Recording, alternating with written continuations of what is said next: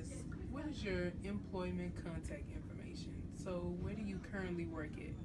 I work at a wonderful place called MD Anderson Cancer Center Outpatient Pharmacy on the second floor. What pharmacy school did you attend? I attended Texas Southern University School of Pharmacy. What advanced slash professional degrees do you have? I have a Bachelor of Science in Engineering from University of Houston. Also, I have an architectural degree in which it did not work out so well. I started on my master's in engineering, but decided to change over to pharmacy, and that's what I'm actually right now in my professional career as a pharmacist. What is your employment type slash experience? My experience with pharmacy is basically once I worked with a company called Ecker Drugs, and they were bought out by J.C. Penney and CVS took over. But with that company, I did not work basically as a retail pharmacist. I worked basically as a district pharmacy manager. It was called the Spartan team, and what we were doing were actually taking analysis and doing statistical analysis and review of the pharmacy as we were going through a change. At the time when I was working with Eckers, pharmacy was always, the pharmacist was high up on the platform. The patients you look down on as they talk to you on the actual general floor. Where we were also, I was involved with the study with the pharmacy because of my also structural background, engineering background, not only what this barrier that was actually so significant with patients versus the healthcare worker, not just the pharmacist, the healthcare worker. So anyone that was back in the pharmacy, anyone that you considered being your customer, that was the healthcare worker. So even if the manager had something to do with the actual pharmacy, this we consider as a healthcare worker. So all of this high platform that we were once so high on considered a barrier. Even when I started working at MD Anderson, we did not have the open concept. We had what we call a bulletproof glass. It really wasn't, but we actually would give the medication through the patient through a bank type device that we would put in and give the medication and then draw back this draw. So all of this I was actually very strongly involved in with my experience of this physical barrier between the customer and the healthcare worker. So that was a strong part of my pharmacy background with Eckers and part coming to MD Anderson. Once at MD Anderson, and we actually removed this barrier, and as you can tell, you can go into any retail or drugstore, you will not find the pharmacist sitting up on some high platform. It's all eye-to-eye contact, no windows or anything right there where you can almost have direct contact with patients. But and Walgreens, they have a system to where they have a privacy booth to actually with the vaccines, and I don't know if they got vaccines, but flus, things of that nature. I was never involved in that part. But at Anderson, a strong concentration of my experience, not only from the retail part of hospital outpatient pharmacy, but it's also investigational medications, protocol,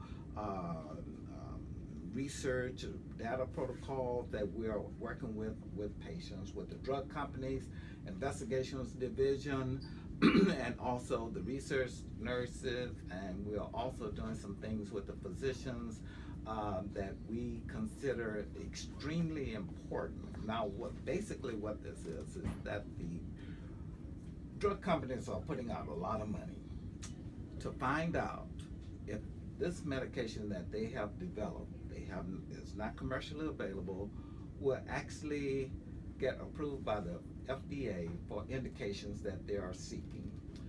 They are doing a lot of what they call clinical trials, first stage clinical trials. They have to go through second stage, and it's a very long process. They have control groups, they have a number of patients that are in these studies, and you just can't volunteer for these studies. These patients must actually qualify with their condition to be on these studies. Now, I was very, very deep in that for as my actual experience, and that's where a lot of my emphasis. One time they were actually calling me Mr. Investigational here at MD Anderson. So, research protocol is a very significant part of MD Anderson regimen.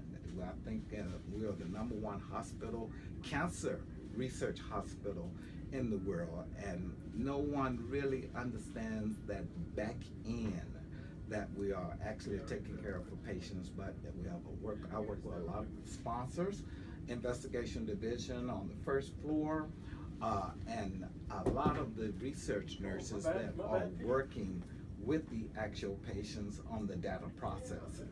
So in the retail pharmacy part of MD Anderson, we actually will take this medication and get ready for the actual distribution. We look at the actual, make sure that the actual medication is within the protocol itself. Is something that we have call a protocol data sheet, that this must be followed by extremely close. I mean, there is no room for error. When I say zero tolerance, I mean zero tolerance. So this is something that we're proud of. This is something that we have an extremely good record on, and it's something that will continue with MD Anderson, and I'm very proud of that fact. And that's just a little of my experience. My hobby is aerospace engineering. I like anything with aerospace engineering. I like anything that has to do with statics. I like anything to do with dynamics. I just love it. So I worked with MD Anderson at one time in another division where they were doing statistical review on some type of kinetic research, and my statics and dynamic experience helped me in that quite a bit. What factors? That was my short answer. What factors contributed into your interest into hospital pharmacy? Once Eckers was bought by J.C. Penney's, the district manager, the big chiefs at J.C. Penney's. Remember, at Eckers, I was not behind the counter. I was not dealing with insurance and behind the counter customers. Once they bought, J.C. Penney's bought Eckers, they said I could no longer do that particular job. They said that already things had been established. They were going to go ahead full force with the remodel of the stores. Matter of fact, it was in the process. And they said I had to work behind the counter. Fine. I decided to work behind the counter. That was a little different for me. I don't think I'm so much of a 1, 2, 3, 4, 5, 1, 2, 3, 4, 5 pill pusher, get them out, call the insurance, yes ma'am, I get an order type pharmacist. So I did not last very long doing that particular job. It is a good job. We have good pharmacists that do a job very, very well at the Walgreens, CVS, retail, and oh, my hat's off to them. I really have a lot of respect for them, but it did not fit my particular need of pharmacy. Remember, I was coming from a successful engineering career. I was working when I decided to, I started at the University of Michigan in Ann Arbor with pharmacy and clinical pharmacy, and my mother got very ill, and I came home, and it worked out TSU, but God blessing, TSU was a very good situation for me because I was able to really take care of some things there. I became extremely active in the School of Pharmacy. I was the president of ROCI, the organization. I was Kappa and I was very prevalent in getting the organizations back on top in pharmacy. So I enjoyed that quite a bit, and so I think if I was still at the University of Michigan, I do not think I would have had that opportunity. University of Michigan was offering a lot of good things, but went by going to Texas Southern, it really laid a good foundation of some really basic things that I really took to heart. To give you an example, when I was finally on my clinical internship, one of the professors at Baylor, and one at UT and one at Baylor, pulled me to the side because he did not want to tell me in front of the actual medical students. He had never met anyone coming from, I guess, the school that had that much punch on the clinical side with his analysis of students, I guess we can say. So TSU gave me an extremely strong background, a very good, something I could really work with. So I've always been able to work with people. I've never been a person of shame, quietness. If there's something that needs to come out and I need some attention, well, I'm going to take care of that, and it's just my ability to be able to vocalize that in a manner that it is an intelligent way instead of a boisterous way. So I was accepted, and as I was seeing my professor, attending professor, pulled me to the side and actually offered me an opportunity to at least apply to School of Medicine at Baylor. But it's not anything that I wanted to do. I wanted to pursue my career in pharmacy, and I'm glad I did because I'm here at MD Anderson. Now back to your question. After they, J.C. Penney said you have to work retail behind the counter, did that for just a moment, found out that was not my cup of tea. Had a friend that was working here and working in research protocol, and I just gave her a call. There was some opportunity to come. I did the interview. That's when you actually had to come in with a piece of paper with a resume and actually talk to a person face to face on the interview, not anything online. After that, it was very successful, and that is why I basically came to MD Anderson in the hospital setting. You know, I do not work inpatient. I do not know much about inpatient. I work on an outpatient protocol setting, clinical studies, and some of the things that we need to do for the actual control drug. The medication that you saw me working on was some medications for the pain clinic. And so I am the actual moderator. I'm actually the auditor for the controlled substance here at MD Anderson of our Schedule 2s, and that was the video that you were shooting there. And I'm very, very apt on that one also. Next question. Briefly describe a typical day for you. Briefly? Can't do it briefly. I can't do that briefly. I love my job. I've already met qualifications for retirement, but that's not anything that's in my mind because I actually love my job. I'm one of those 2% of Americans that actually love what they're doing. I get here early, I leave late. We do not get paid for any type of overtime or anything. Monetary thing is not the issue here. It's my patients, the number one care of patients. So I come in. It really depends on the day because, as I say, I am the auditor on scheduled drugs. So some days I actually have to schedule, I have to meet with the state. Sometimes we have some medications that calls for some of the things with the government. Jamie downstairs. So it depends on the day. But I'm the first one here. So the first thing that I would do is take care of the business that the night crew were not able to take care of completely. Anything intravenous, anything with IV bags, anything dealing with special orders, anything dealing with when the orders coming in, make sure that the technicians are getting all the medications on, in their proper place. So that's the first thing that I would do is make sure that there's anything that was pertaining from the previous night, take care of it. The next thing is make sure that any investigational protocol that were a problem with them, a drug company problem with them, delivery, get in touch with them, find the status of what's going on, and get that ready for. So I basically get everything ready for the day's event. That will include getting basically the orders that are what we have this new electronic healthcare system now, getting the orders that are outstanding or anything that was, we do not have a old system at MD Anderson. You know, we don't say, well, we are missing this, so we will owe you. So that we don't do here.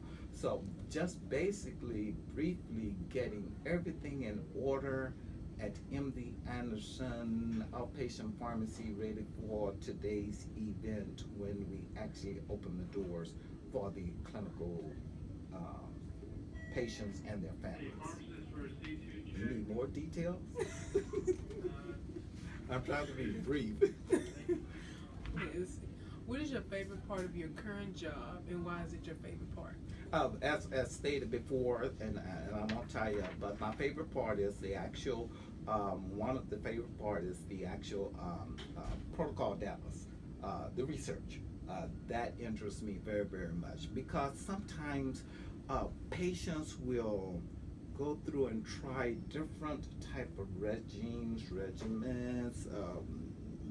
things that we have in the pharmacy that are within our scope. Sometimes those things fail. These research protocols may be the next thing, possibility that will help them move on to the next stage of positive goal. So that is very, very important to me. That lies in my heart. But the number one thing with me is my actual patient counseling. In the retail setting, you can't do much of the retail. There's so much going on in retail setting. It's just not much opportunity to have the patient counseling.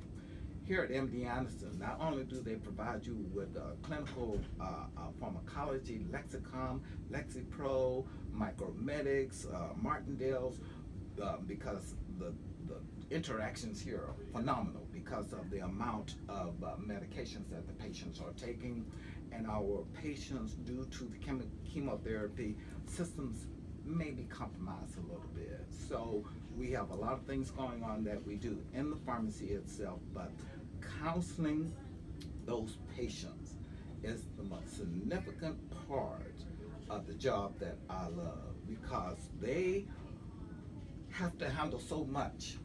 We are the last thing. When they come in, they'll go to diagnostic, get the blood work.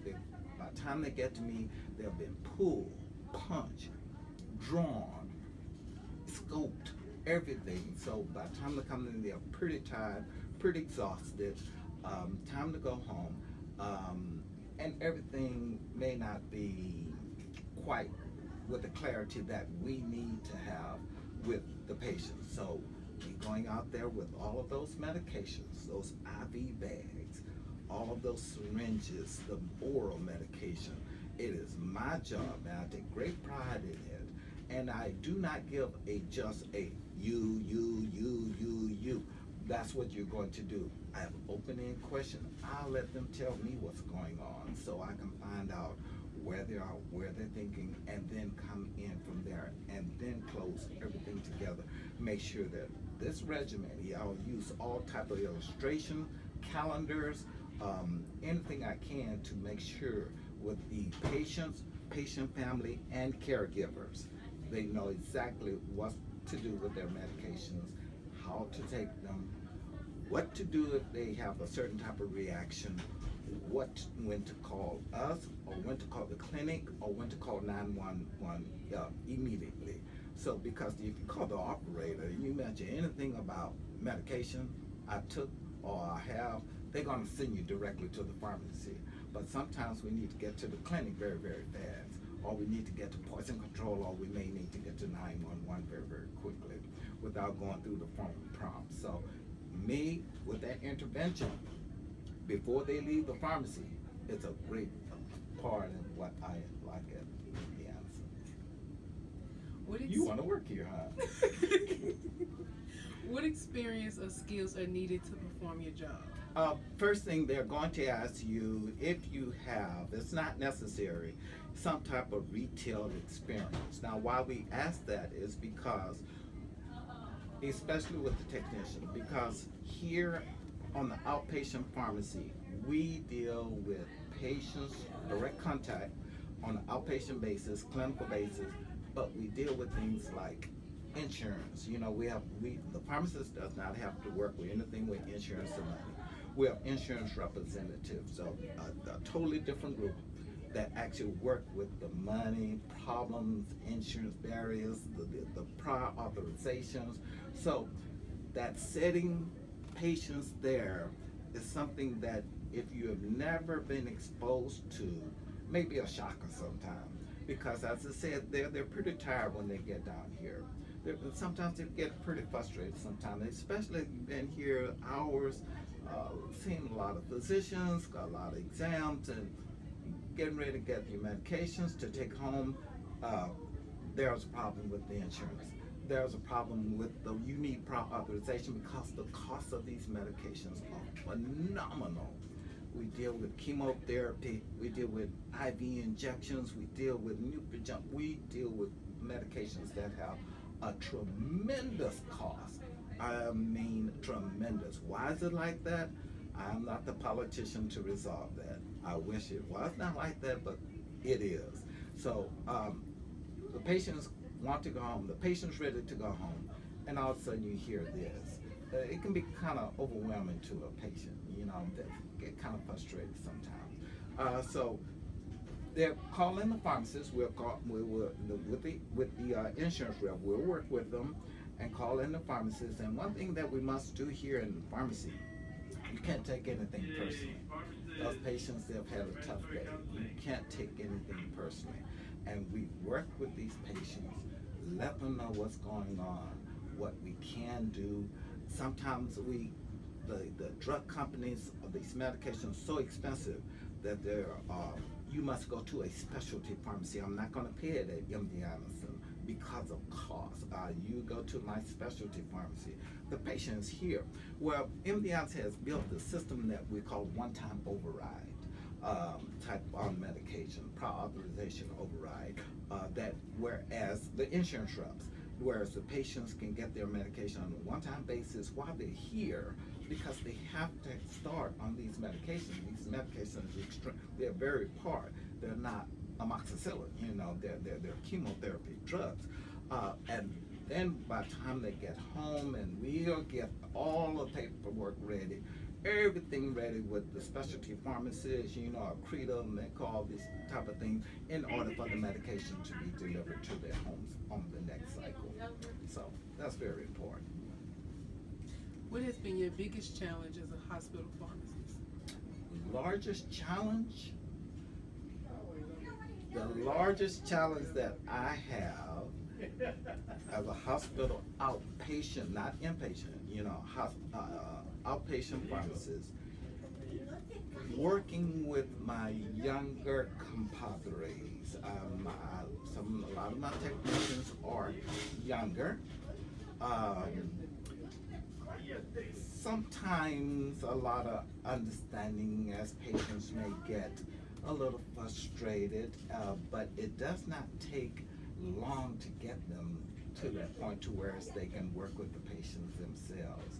As I say, at MD Anderson, our management team, our chiefs here are going to make sure these patients are well taken care of.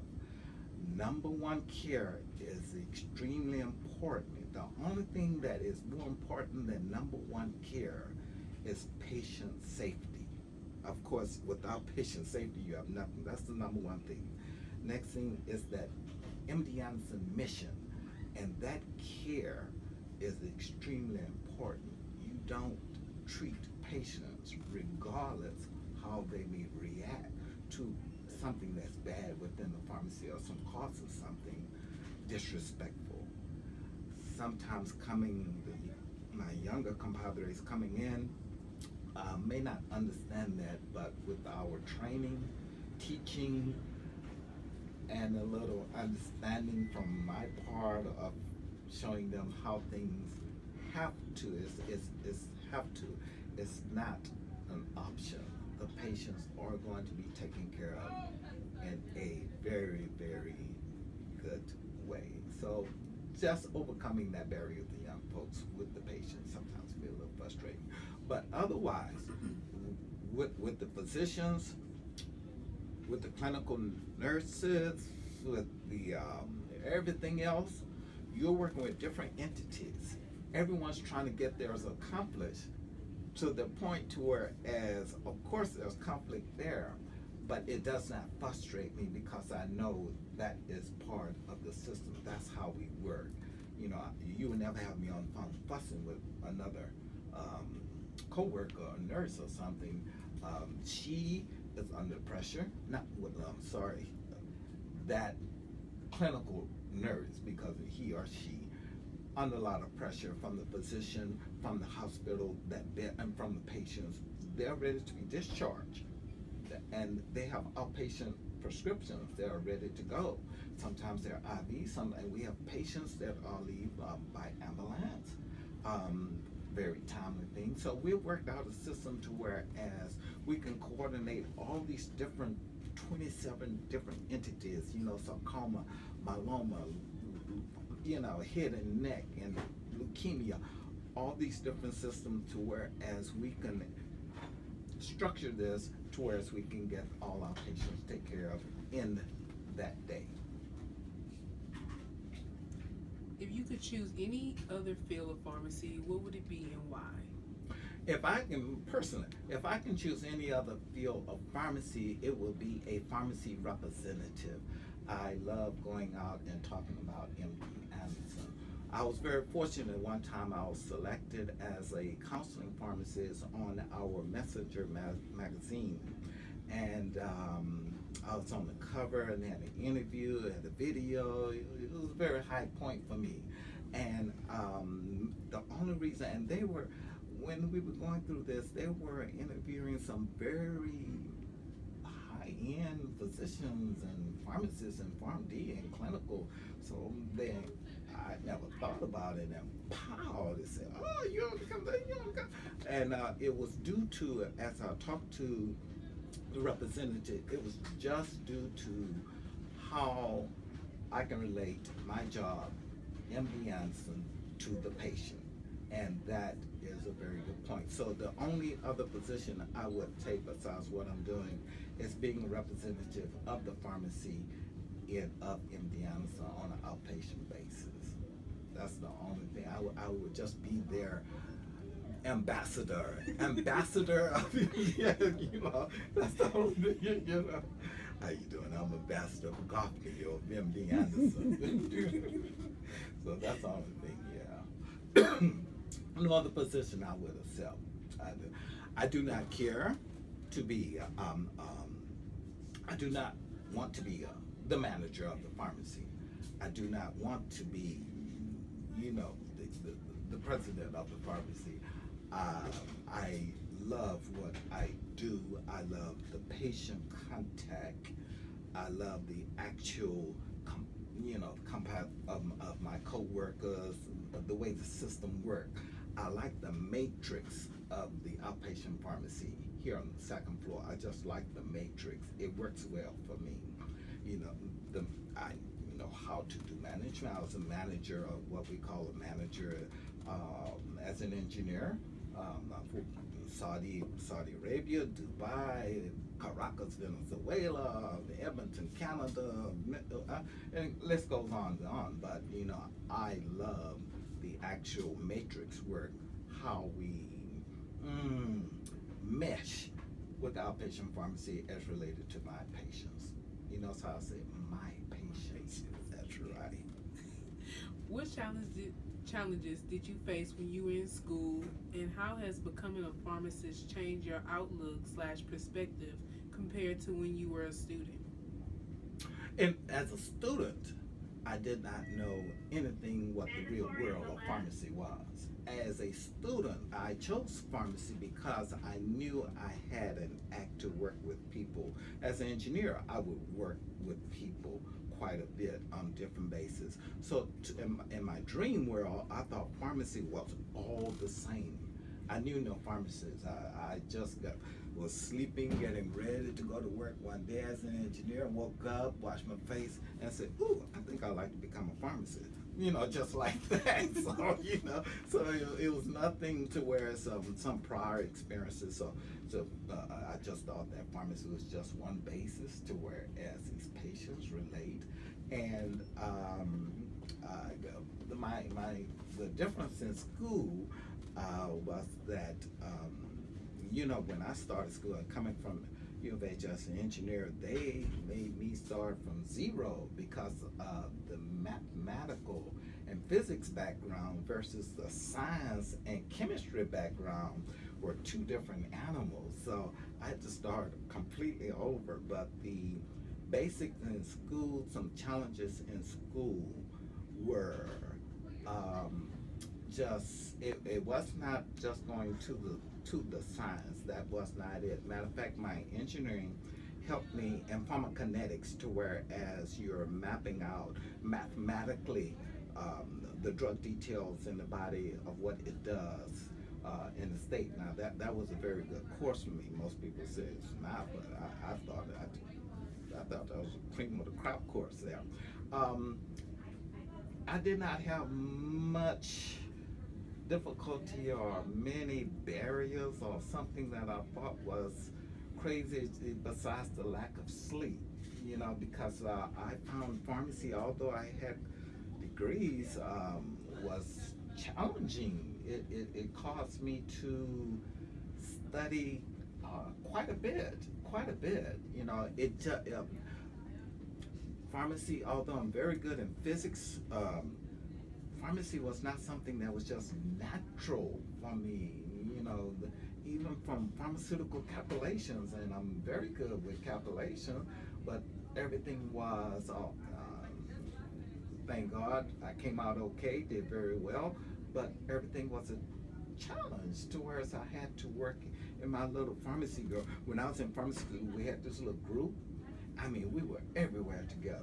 Wendy's, library, okay, your time to go to the bathroom, your time to go to the bathroom. And we were everywhere together. And we, did very well. My study group was a very good group, and that's how we did so well in pharmacy school. And one place that we studied quite a bit was Rice University. They had a vast amount of research. Their library was just off the wall. That's an old term, isn't it? Off the wall, is it? Oh, it's an old term. Okay, well, I'm trying to be here.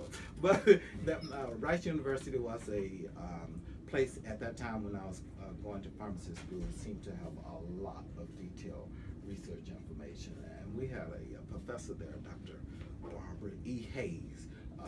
You did not do well in her course unless you actually just, pursue some outside avenue work. So that was probably the toughest challenge in pharmacy school. Once I got beyond lack of sleep, knew what it was going to take to actually come out of pharmacy school very, very well, because just B's and seeing your way through pharmacy school was not my option. I like to do things well, yeah. Now that I'm here, the other part of your question, third part, the perspective, like we've talked about in the past, now that I'm actually working, as I said before, I had no idea what pharmacy was like. I thought like a dream world, being exposed to the real world, working I think I work in that retail setting behind the counter, maybe 2 months or something of that nature. That was enough. That was enough for me. And getting the experience now, if I was still in that retail area, I probably still would have a few challenges. But by working here at MD Anderson in my department, now I'm home. I'm home. So the challenge has been done. Is there something about the field of pharmacy in general, or your field in particular, that you would like to see changed? In my field, the only thing, and I brought this before, that I really am not in is cost of medication on my end from a pharmacy side. Although MD Anderson is very good with their control of being able to work out programs with the actual drug companies. Uh, if you have $2 in your pocket and you're a patient at MD Anderson, you're going to get treated, you're going to get the same medications, you're going to get, and your condition compared to someone that is J. Paul Getty's nephew or something, or someone with billions of dollars, you're going to get the same amount of medication. You're not going to be out there. You're going to get the same treatment. I'm going to talk to you the same way, the same amount of counseling. I'm going to have the same concerns. The physicians are going to make sure that there is no difference in those two patients.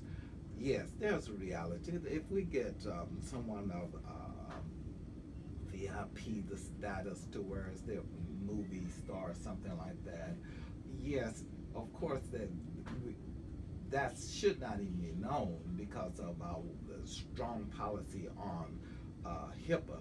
But the patients that getting that, and if this patient that's right here that doesn't have that same type of monetary value behind on their portfolio, they are going to get treated with the same medications. It will be no difference, but the cost, what we have to go through is a little bit more with drug programs and special type of PAP programs with this patient, just a little bit more in order for the patient to receive the identical same thing. But I promise it will be no difference. That is MD Anderson goal, and we have been very successful at it. In your opinion, please state the characteristics of a competitive and skilled pharmacist. Whoa, that cannot be captured in one type of person, because there are so many facets. Because one person, I'm thinking of one person right now who is just excellent on clinical review. Just she's stronger than I am on clinical review. We have, like I said, we have clinical pharmacology and micromedics. We have all this database that we research from. But we have a couple of pharmacists that are just excellent. I feel as though I'm very good, but we have some that are just really, really keen in that area. But when it comes down to taking a patient one-on-one, eye to eye, I may seem more, they may say, no, I want Patrick to talk to me versus that person, just from previous time before. So to say that ideal, that pharmacist, we all have very good points, very good points to whereas we can do our job very, very well. We don't keep MD Anderson, we don't keep stragglers. We don't keep, no. We get, no, you can't. First of all, the management is very good in ciphering out if you can handle this type of job. Once we get here, we have to work very, very closely together. And so we all do this job very, very well that is required. But some of us are going to peak in certain areas that we call over and beyond the standard, And people have told me where mine is. I know where some other pharmacists. We have some pharmacists that are with their organization skills are extremely well in that. Mine, I think, is good, but not to a point to where I can think of someone else. Matter of fact, I kind of mimic this other pharmacist, so when I come in the morning, I can kind of put things into a pattern to where they will flow better from the previous night, so the next charm. So it's hard for me to say what is that ideal characteristic, but to work here in MD Anderson in this setting, you must do your job very, very well. So we have a standard, not just maintaining, doing my job, but you must do your job very well, because we are over the organization. We're a specialty organization.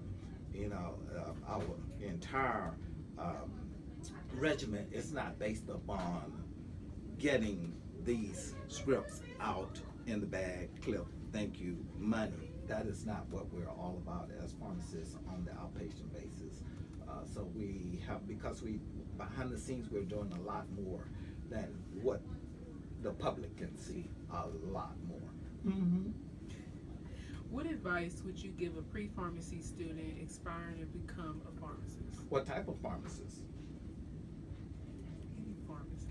Because the only reason I'm saying that is because if you're going to go in pharmacist and you like going out there with drug companies, being representative of a drug company, your skills for communications have to be a lot stronger than someone that says, no, I just like to see if I can get on with Walgreens and with CVS, and that's more production.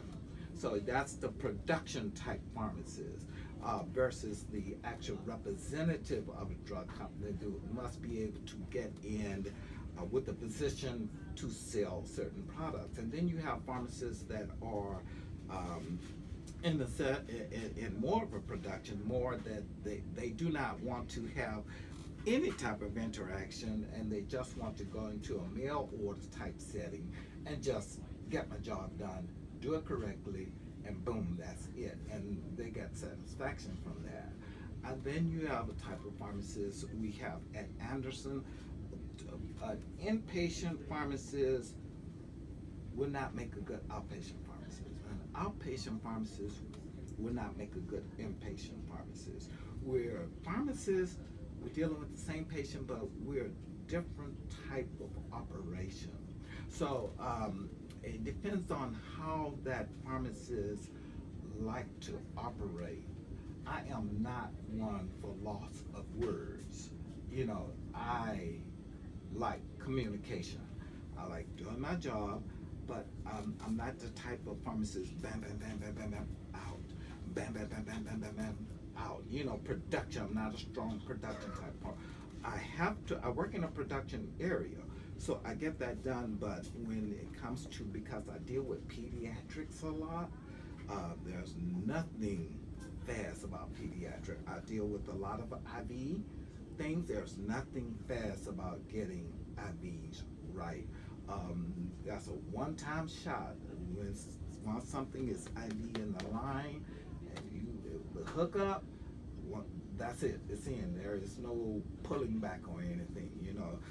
So this is the area. This is my creek. I've critiqued my area. And then you will find some pharmacists that I take an inpatient pharmacist and you put them in investigational research or here. They would not like that. They would not like that at all. Those protocols, it just would not be their cup of tea.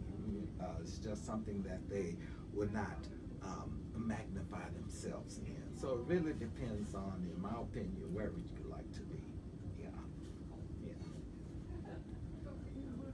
What advice would you give a professional pharmacy student aspiring to become a successful pharmacist? Successful pharmacist. Successful. Whoa, to become a very successful pharmacist, you have to know what your goals are. To just come out and say, okay, let me take the State Board of Pharmacy. Do they go to Austin anymore and take the State Board exam? I'm not sure. It's all computerized now. I think it's all computerized. At the time when I was going, we had to go to Austin and actual pencil the State Board exam. But you have to know, to just come out of school and just saying, I just want to get out of school and find a job. First person that I want to find a job. The problem that we're having in Texas, in my opinion, it's just my opinion, is that we have so many pharmacy schools that have been opened in Texas now. We have so many pharmacists that are graduating, and the market is not as it was one time. Pharmacists at one time were cream. I've had companies to offer me things that were unbelievable, at the time when I was coming out of school because of the demand on the pharmacists. We have a lot of pharmacy schools now in the state of Texas. That means they can get pharmacists anytime almost. Jobs are becoming extremely competitive. The schools are extremely competitive to get in. There's nothing wrong with that. We have a large fluctuation of people from everywhere getting into the schools of pharmacy. That's fine, but now it's just to the point to where, as after all those years, 6 years, all that time spent, money spent, you just want to get a job. Virtually in the Houston surrounding area, it's almost impossible to just find the ideal job that a pharmacist would like to have. To just find a job in this area right now, I don't know what the future holds. It's good. It's really good. Even on part-time on the retail end, where I hear with Walgreens, CVS, the companies now have their choice. They are very much in control of that. I don't think that's so good for pharmacists. I don't see the dental schools doing that. I don't know why the School of Pharmacies are doing that. Must be a goal somewhere, but I just don't see a pharmacist being able to have a lot of choices like I had when I decided, no, this area is not what I want to do. And I had a choice. I can talk to either Angela or I can talk to Deborah. Do I want to go this way or do I want to go with Patrick? Come and talk to us. We have this going. Patrick, come and talk to us. I think that is a bygone. I think it is now. It's just a pharmacist being fortunate enough to find a job in this particular area. Once you leave this area, I think the opportunities grow a little bit. I don't think the Dallas, El Paso area, I don't think those are quite saturated, but the surrounding Houston area is pretty saturated. And that's not so good for because the pharmacists may not be able to migrate to an area where they are really, really good in. Here at MD Anderson, we do not have opportunities to open our doors to open very often. These pharmacists stay on this job a lot of years. So when I was here, before, and the market, along with the housing market, everything was down. The hiring freeze, etc. But we were very fortunate, whereas we could keep the pharmacists. Nothing happened to the department. It's because we do not just flood our area with just pharmacists. You must actually be able to meet the demands of an actual pharmacist being able to come into MD Anderson. So there are some pharmacists here with a lot of years, and I think the answer to that one is we're going to see in the years, because I do not think the opportunity for that pharmacist to get to that point to where they're going to be totally happy is there anymore. Because I'm totally happy. And I work with great people, and this is where I actually find myself producing more for us with patients, being able to strive and drug to drug, drug to food interaction, something that the retail area, I don't think they have to do that because that's our job as pharmacists. But we can go into a lot of deep clinical type analysis, but we have to because that's our population of patients. Everyone are not under certain type of chemotherapy drugs, IVs. We have oral chemotherapy drugs. We get the opportunity to actually, with these forums on new medications that are coming out, we have these grand rounds, we have the forums with the PharmDs on the clinical studies of these medications that are coming out. So MD Anderson allow us to keep abreast of things, to whereas I do not know about the retail area. I know from transfers when we don't transfer anything out, but as our patients are leaving, they have to get their medication at their home. Sometimes they'll to another study.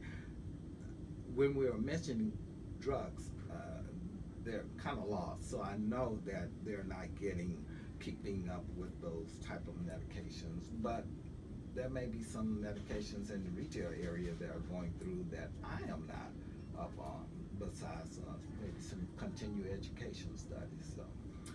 So we're gonna hold off on that question. Yeah, okay. I want to thank you for such a wonderful, That's it. That's it. wonderful interview. Oh my goodness, I'm ready to talk now. You got me warmed up. If you have any other additional comments, you may add on. No. You've done a very good job. Those were very good questions. Those were excellent questions. It's MD Anderson. I'm a little biased. I'm a little biased at MD Anderson. I've actually gone to the other big cancer center. It's called Sloan up there in New York. I've actually been there. I'm so into pharmacy. I've actually gone to New York, and I've gone to Hospital Row, and they call it Hospital Row, and I've actually gone to that clinic, to that hospital. I've introduced myself and told them what's going on. They were very nice in a New York kind of way, and but after just my little short interview there, just seeing what's going on, my little trip there, I know that MD Anderson is the renowned #1 cancer institute in America, and I know why. And me being here, and this group being here, and the physicians who they are, and the nurses, and down to our staff in the cafeteria, we're all buying as one. One big cohesive mass to make MD Anderson the #1 premier hospital in the world. So we all work together as the integrated part. I'm proud to be part of that. Thank you.